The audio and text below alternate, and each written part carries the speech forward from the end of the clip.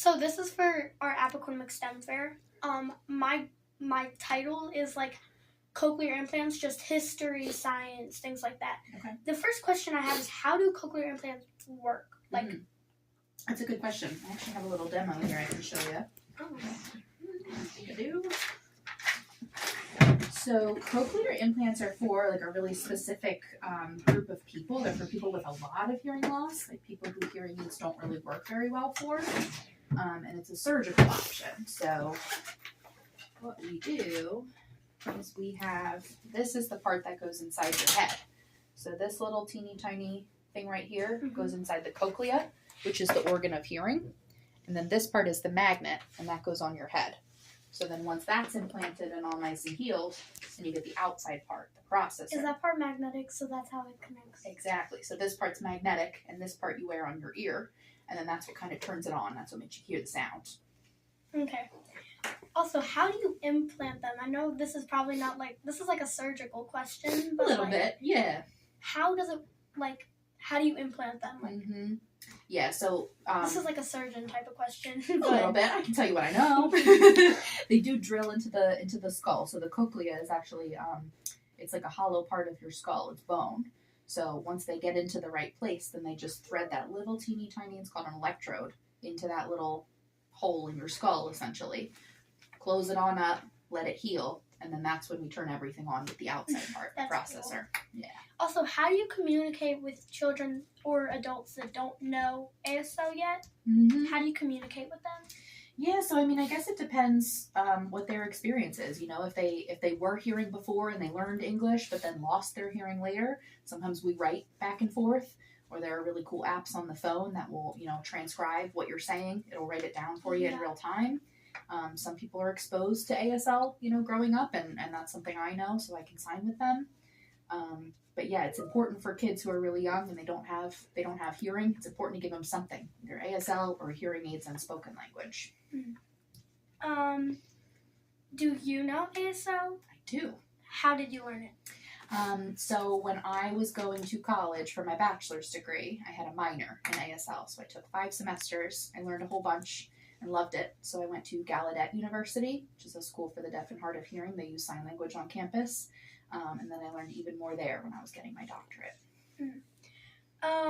This is the probably last question if I have time.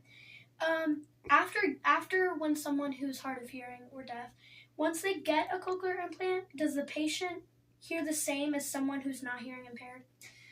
No, it's a very different sound quality. So a lot of times once they turn it on for the first time, people say it sounds like Mickey Mouse, or they say it sounds like aliens. It sounds very, very strange. A lot of times they don't understand what's being said for several months while the brain kind of recalibrates.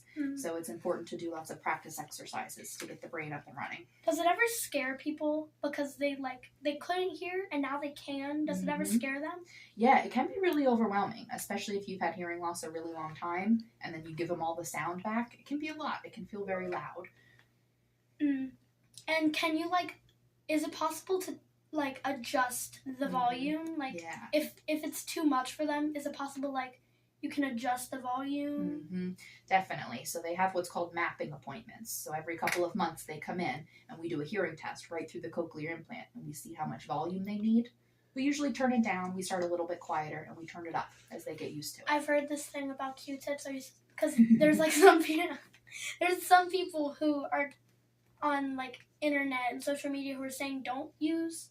Yeah. Nothing Q-tips. Smaller than your elbow in your ear is what I was always taught. So don't put anything inside your ear.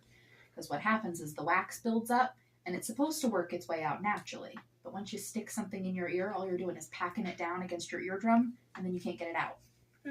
No Q-tips. Okay. And if you have a fun fact about, ASL, cochlear implants, just people who are hard of hearing, do you have one? Do you know about a sign name? Have you heard of that in ASL? So there's something. You sign your name? Yes, you can finger spell your name. But then what happens is, there you go. So once you're in deaf culture for a long enough time, what happens is deaf people like to give you what's called a sign name. So instead of having to spell out your whole name every single time, you get a shorter version. Kind of like a little acceptance into the deaf culture community. So I can fingerspell my name, or I can use my sign name. Okay, that's cool. Cool. Can you fingerspell your name right now? What is the difference between a hearing aid and a cochlear implant? Because I know that I don't really know anything about them. I just know that I really do know things, but I'm not sure about the difference. What is the difference between them? Yeah, so a cochlear implant is for people who have lots and lots of hearing loss. So sometimes those people know sign language and things like that. We have to prove that hearing aids aren't very good, aren't very effective. They don't do well with hearing aids. In order to get a cochlear implant, most people, like your grandparents and things like that, who've had hearing their whole lives, but it starts to, decrease as they get older, that's when a hearing aid works better. Does it ever happen when young children, little babies, tend to take off their cochlear implant? Mm-hmm. Is there a solution? Sometimes they have little hair clips. You can put a little clip on this piece, because this is the part that really has to connect. So sometimes you can clip this to their hair.